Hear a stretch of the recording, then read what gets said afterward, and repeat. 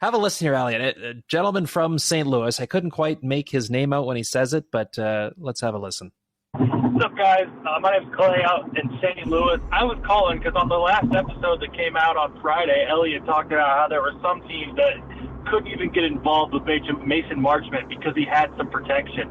So it kind of led me to wonder, do teams, is there a running list of what a guy's no trade protection is and the team's on it? Or is it something where the team finds out whenever they call to inquire on the player? Love the show, boys. Thanks. I can't tell. I thought it might be Carlo. But there was a bit of an extra syllable. It almost sounded like Carlito. But or Coolio. Coolio and the gang. Well, Carlito, Coolio, please write in and tell us what it was. Because you guys were settling an argument here. I'm sorry we couldn't tell. But I can answer your question. So if you have any kind of no move or no trade, if you have a partial no trade clause, there's two ways it's done. There's either a date it has to be submitted by, or with some players, if a team can say, okay, we're thinking of moving you, or we've got an offer, we need to have your list in. So a lot of times it's the end of the year. So if you have a list, you can change it every year. So a lot of the time it's June 30th. You better have your new list in on June 30th. Other times, there's some contracts where it says at a different point in the year. I know there's one player who had it earlier in June. So by that day in June, he had to have it in. And like I said, there are other players, it's when the team requests it, we want your list. And if you're late, the teams are eligible to say, look, your list was late.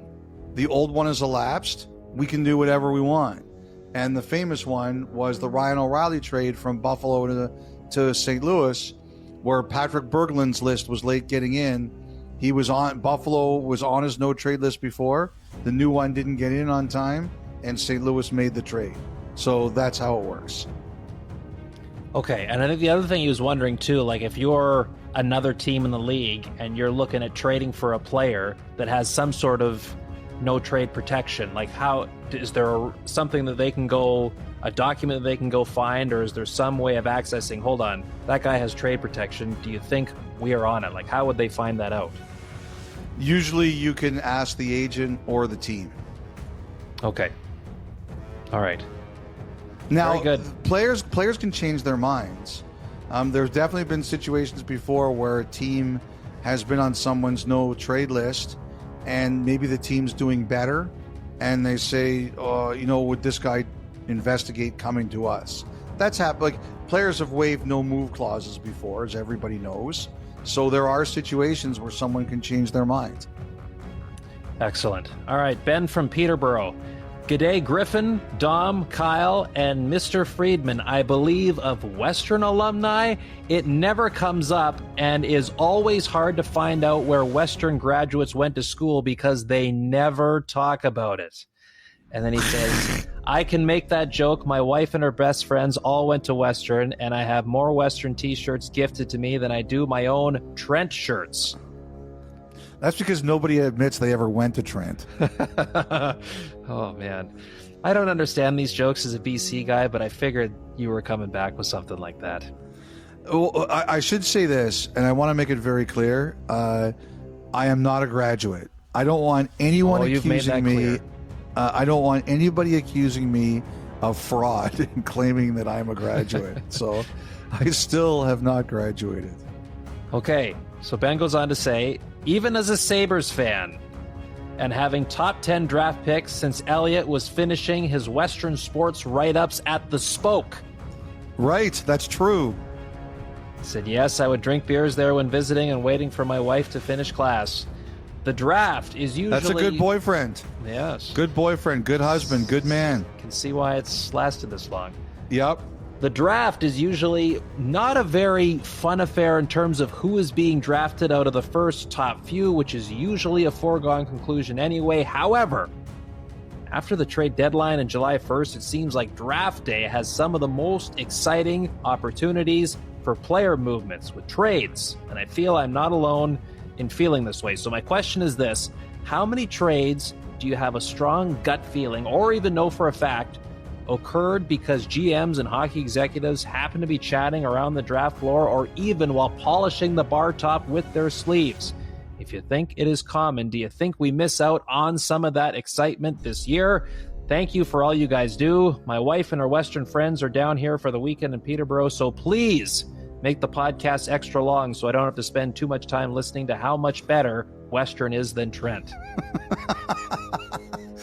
That's pretty funny. That's good. I like that. I'd say this. I do think some of that is going to be lost. I think that's one of the reasons that some of the GMs wanted to try this year, because they didn't like people being able to see. Like, you could walk into, say, like a hotel lobby or a hotel bar, and you would see people talking, and you knew something was going on because they were sitting, not only because they were sitting next to each other, but they would see you there and they'd be like, oh God. So they didn't like that. There will definitely be something missed to all that. You can always do business better face to face. For example, I remember going into a hotel bar once, and at our hotel, just to have one late night, and I saw a GM and an agent, and they rolled their eyes when they saw me. Probably just because it was me, never mind that they were doing business. Yeah. It's tough because I think there are some. I don't think you should ever have a problem with saying, okay, I saw this person talking, but you're in a bar area. People have to be careful in this day and age.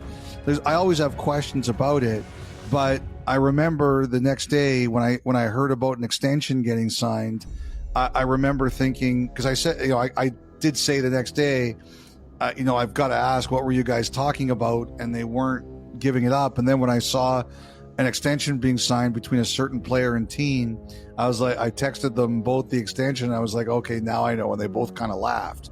So I do think that happens. I think that's very real.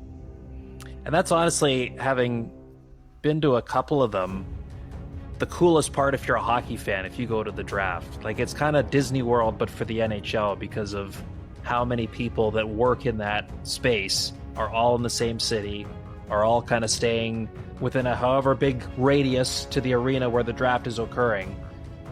It's a really neat fan experience with that too, that of course you won't see this year, but hopefully again next year. Hopefully it'll be back. One final Hopefully one. It'll be back. I agree. One final one. It's a voicemail from Alex in Atlanta. Hey, this is Alex calling from Atlanta. I have a question for Kyle and anyone else who might be there. Don't really know. But I need you guys to either get me hyped up or break